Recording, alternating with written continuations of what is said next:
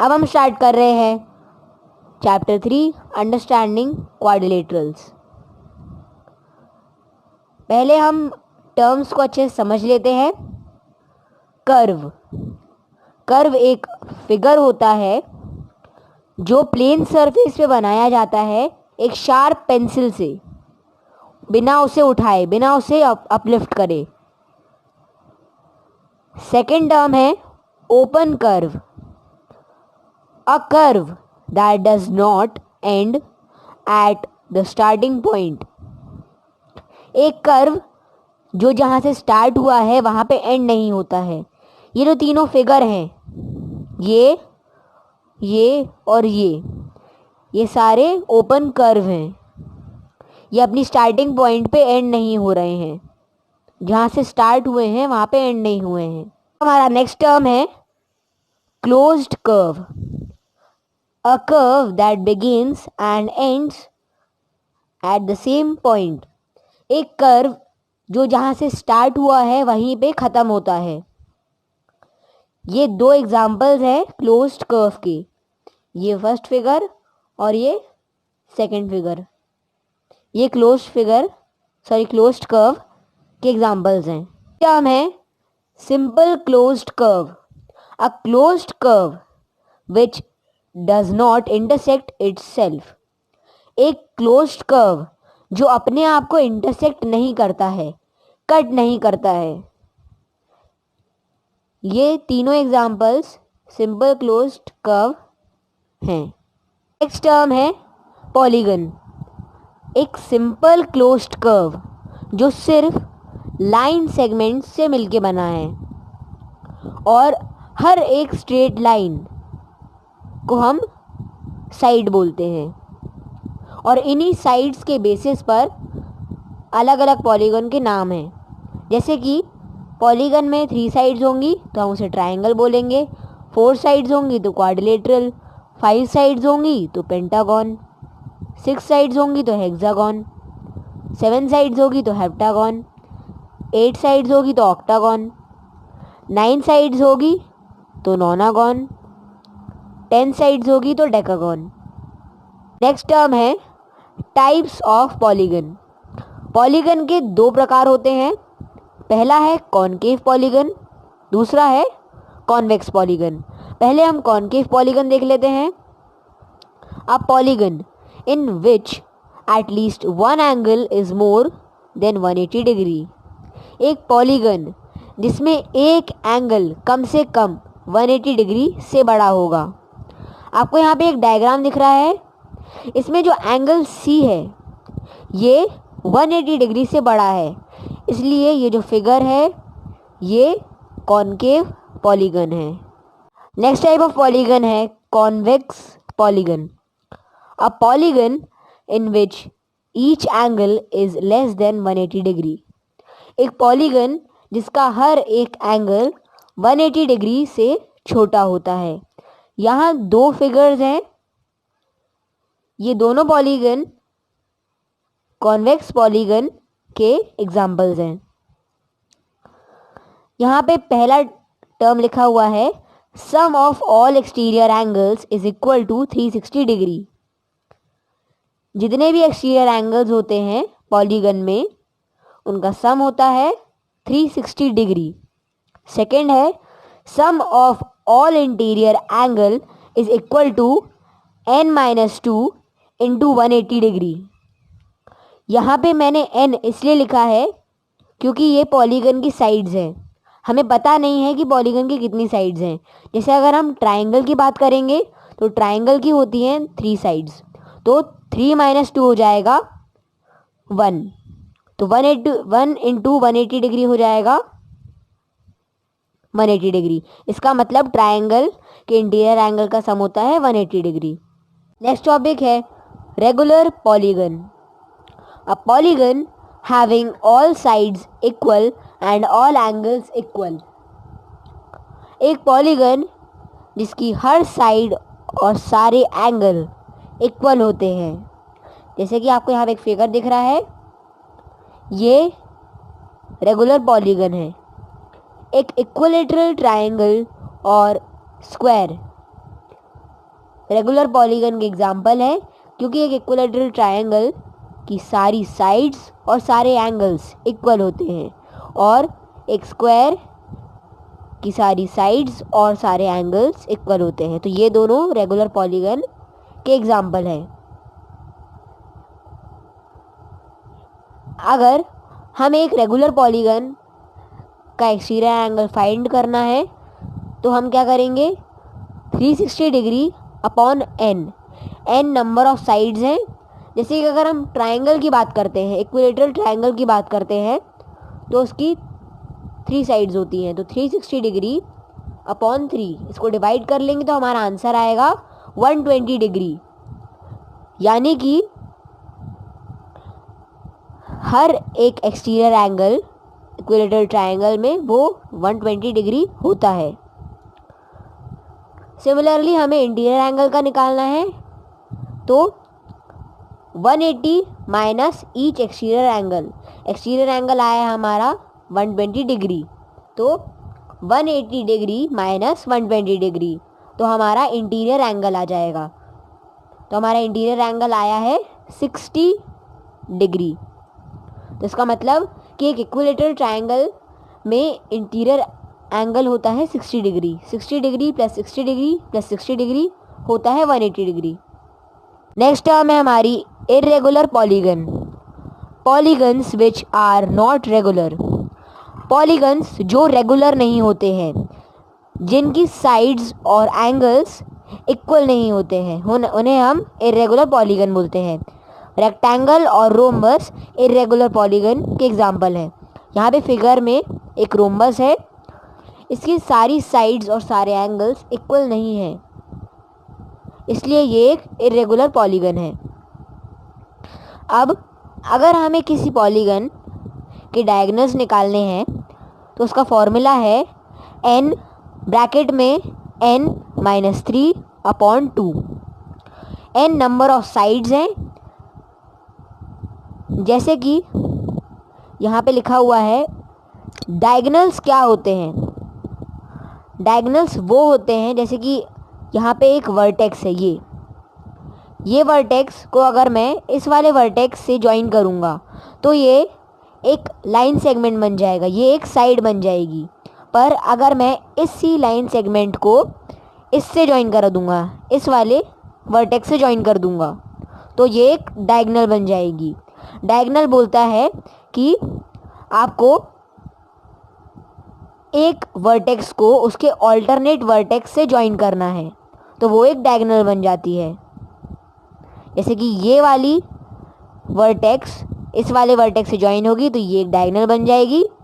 ये वाली वर्टेक्स इस वाली वर्टेक्स से ज्वाइन होगी तो ये भी एक डायगोनल बन जाएगी। नेक्स्ट पैरेललोग्राम है rhombus. A parallelogram in which all 4 sides are equal. एक पैरेललोग्राम जिसकी चारों साइड्स इक्वल हैं, चारों साइड्स लेंथ में इक्वल हैं। चलिए अब इसकी कुछ प्रॉपर्टीज देख लेते हैं। Opposite sides are parallel. इसकी जो अपोजिट साइड्स हैं वो पैरेलल हैं, जैसे कि ये साइड और ये साइड, ये पैरेलल हैं। नेक्स्ट है ऑल साइड्स आर इक्वल। सारी साइड्स पैरेललोग्राम की वो इक्वल हैं, ये मैं आपको पहले ही बता चुका हूँ। नेक्स्ट है opposite angles are equal. Opposite angles यानी कि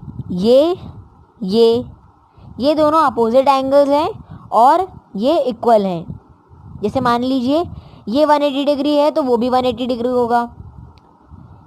ये अपोजिट एंगल्स हैं, ये भी मेजरमेंट में इक्वल होंगे। नेक्स्ट पॉइंट है diagonals bisect each other at right angles. जो डायगोनल्स हैं इसके वो एक दूसरे को बाइसेक्ट करते हैं, कट करते हैं एक दूसरे को इक्वल हाफ्स में राइट एंगल्स पर। हमारा नेक्स्ट काइंड ऑफ क्वाड्रिलेटरल है काइट। आपको यहाँ पे एक फिगर दिख रहा होगा, इसमें एक ए वर्टेक्स है। ये ए वर्टेक्स में ये जो बी लाइन सेगमेंट है और ये सी, ये दोनों को कंबाइन कर रहा है और ये दोनों लाइन सेगमेंट्स इक्वल है लेंथ में। और ये जो डी वर्टेक्स है, इसमें भी जो बी और डी जो लाइन सेगमेंट है और सी डी लाइन सेगमेंट है, ये दोनों कंबाइन कर रहा है और ये दोनों लाइन सेगमेंट्स इक्वल है लेंथ में, इसलिए ये काइट फॉर्म कर रहा है। नेक्स्ट काइंड ऑफ क्वाड्रिलेटरल है हमारा पैरेललोग्राम। अ क्वाड्रिलेटरल मतलब four sided figure having its opposite sides parallel, मतलब कि एक क्वाड्रिलेटरल जिसकी जो अपोजिट साइड्स हैं वो पैरेलल हैं। जैसे कि आपको फिगर में यहाँ एक लाइन सेगमेंट दिख रही होगी बी सी और एक लाइन सेगमेंट ए डी, ये दोनों अपोजिट साइड्स हैं और ये पैरेलल हैं। यहाँ पे आपको एक और लाइन सेगमेंट दिख रही होगी ए बी या फिर बी ए, और यहाँ पे आपको एक और लाइन सेगमेंट दिख रही होगी सी डी या फिर डी सी, ये दोनों अपोजिट साइड्स हैं और पैरेलल हैं। अब हम पैरेललोग्राम की प्रॉपर्टीज़ देख लेते हैं। पहली प्रॉपर्टी है the opposite sides of it are parallel. वही मैंने आपको बताया कि जो अपोजिट साइड्स है पैरेललोग्राम की वो पैरेलल होती हैं। सेकंड है the opposite sides are equal, मतलब कि जो अपोजिट साइड्स हैं वो इक्वल भी होती हैं, पैरेलल भी होती हैं और इक्वल भी होती हैं। नेक्स्ट है अपोजिट एंगल्स आर इक्वल, मतलब कि जो अपोजिट एंगल्स होते हैं वो इक्वल होते हैं, मतलब कि अपोजिट साइड्स पैरेलल भी होती हैं, इक्वल भी होती हैं और उनके एंगल्स भी इक्वल होते हैं। नेक्स्ट है the adjacent angles are supplementary, मतलब कि जो एडजेसेंट एंगल्स होते हैं, एडजेसेंट एंगल्स मतलब कि जो एक लाइन पे दो एंगल्स बनते हैं वो सप्लीमेंट्री होते हैं। जैसे कि सी और डी, ये एडजेसेंट एंगल्स हैं, ये सप्लीमेंट्री होंगी, 180 डिग्री होंगे। सप्लीमेंट्री मतलब 180 डिग्री। नेक्स्ट पॉइंट है the diagonals of a parallelogram bisect each other but they are not equal, मतलब कि पैरेललोग्राम की जो डायगोनल्स होती हैं वो एक दूसरे को बाइसेक्ट करती हैं, मतलब कि एक दूसरे को इक्वल हाफ्स में कट करती हैं, पर जो डायगोनल्स होती हैं वो लेंथ में इक्वल नहीं होती है। जैसे कि एक डायगोनल 6 सेंटीमीटर की है और दूसरी डायगोनल 4 सेंटीमीटर की हैं, तो वो इक्वल नहीं होंगी। यहाँ पे एक नोट लिखा हुआ है 4 sides and 4 angles are called its elements, मतलब कि पैरेललोग्राम में जो 4 साइड्स होती हैं और 4 एंगल्स होते हैं उन्हें हम पैरेललोग्राम के एलिमेंट्स कहते हैं। नेक्स्ट है हमारा कुछ हम पैरेललोग्राम्स की टाइप्स देख लेते हैं। अभी हमने पैरेललोग्राम पढ़ा कि वो पैरेललोग्राम क्या होता है और उसकी प्रॉपर्टीज़ देखी। अब हम पैरेललोग्राम के टाइप्स देख लेते हैं। पहला टाइप है rectangle. A parallelogram in which each angle is a right angle, मतलब कि एक पैरेललोग्राम जिसकी हर अपोजिट साइड पैरेलल होती हैं और इक्वल होती हैं। इसमें जो हर एक एंगल होता है वो 90 डिग्री होता है रेक्टेंगल में। देखिए जैसे आपको यहाँ पे डी में जो 90 डिग्री दिख रहा होगा, वैसे ही ए भी 90 डिग्री है, सी भी 90 डिग्री है, बी भी 90 डिग्री है। अब रेक्टेंगल की कुछ प्रॉपर्टीज़ देख लेते हैं। पहली प्रॉपर्टी है the opposite sides are equal and parallel, मतलब कि जो अपोजिट साइड्स हैं रेक्टेंगल की वो इक्वल होती हैं लेंथ में और पैरेलल होती हैं। सेकेंड प्रॉपर्टी है अपोजिट एंगल्स आर इक्वल, मतलब कि जो अपोजिट एंगल्स होते हैं रेक्टेंगल के वो इक्वल होते हैं। जैसे कि डी बी, ये अपोजिट एंगल्स इक्वल रहेंगे। नेक्स्ट है डायगोनल्स आर इक्वल। हमने जैसे पढ़ा था कि पैरेललोग्राम में जो डायगोनल्स होते हैं वो इक्वल नहीं होते हैं, पर रेक्टेंगल में जो डायगोनल्स होते हैं वो इक्वल होते हैं। जो ऐसे ये लाइन सेगमेंट होते हैं ना, ये वाली, ये इक्वल होते हैं। नेक्स्ट है डायगोनल्स बाइसेक्ट ईच अदर, मतलब कि जो डायगोनल्स होती हैं वो बाइसेक्ट करती हैं ईच अदर, एक दूसरे को बाइसेक्ट करती हैं, इक्वल हाफ्स में कट करती हैं। अब यहाँ पे एक नोट लिखा हुआ है, a rectangle is an equiangular figure but not an equilateral one, मतलब कि एक रेक्टेंगुलर इक्विएंगुलर फिगर है, मतलब कि इसके सारे एंगल्स इक्वल हैं पर एक इक्विलेटरल फिगर नहीं है, मतलब ये एक इक्विलेटरल पैरेललोग्राम नहीं है या फिर इक्विलेटरल फिगर नहीं है। नेक्स्ट है हमारा काइंड्स ऑफ क्वाड्रिलेटरल्स। पहला काइंड है trapezium, a quadrilateral having a pair of parallel sides, एक क्वाड्रिलेटरल जिसके पास एक पेयर होता है पैरेलल साइड का। अब क्वाड्रिलेटरल होता है फोर साइडेड फिगर, इस फिगर में ए और डी लाइन सेगमेंट और बी और सी ये दोनों पैरेलल साइड्स हैं, ये एक पेयर है पैरेलल साइड का, इसलिए ये ट्रिपेजियम है। और आइसोसेलेस ट्रिपेजियम में क्या होता है कि ये दोनों लाइन सेगमेंट्स तो पैरेलल होती हैं पर जो ये और ये लाइन सेगमेंट है ये पैरेलल नहीं है पर ये लेंथ में इक्वल है। पैरेललोग्राम है स्क्वायर,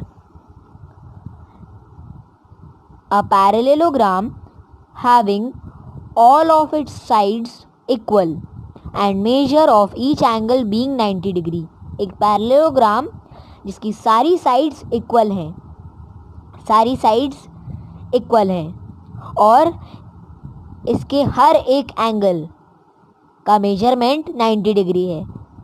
एंगल ए का भी 90 डिग्री है, एंगल डी का भी 90 डिग्री है, एंगल बी का भी 90 डिग्री है, एंगल सी का भी 90 डिग्री है, सारे एंगल्स 90 डिग्री हैं। चलिए इसकी कुछ प्रॉपर्टीज देख लेते हैं। All four sides are equal, मैं आपको पहले ही बता चुका हूँ कि सारी साइड्स इक्वल होती हैं स्क्वायर की। Opposite sides are parallel, square की जो अपोजिट साइड्स हैं वो पैरेलल होंगी, जैसे कि डी सी और ए बी ये अपोजिट साइड्स हैं और ये पैरेलल होंगी। Each angle being equal to 90 degree, ये मैं आपको पहले ही बता चुका हूँ कि स्क्वायर का हर एक एंगल 90 डिग्री होता है। नेक्स्ट पॉइंट है द डायगोनल्स आर इक्वल, इसकी जो डायगोनल्स हैं वो उनका मेजरमेंट इक्वल रहेगा।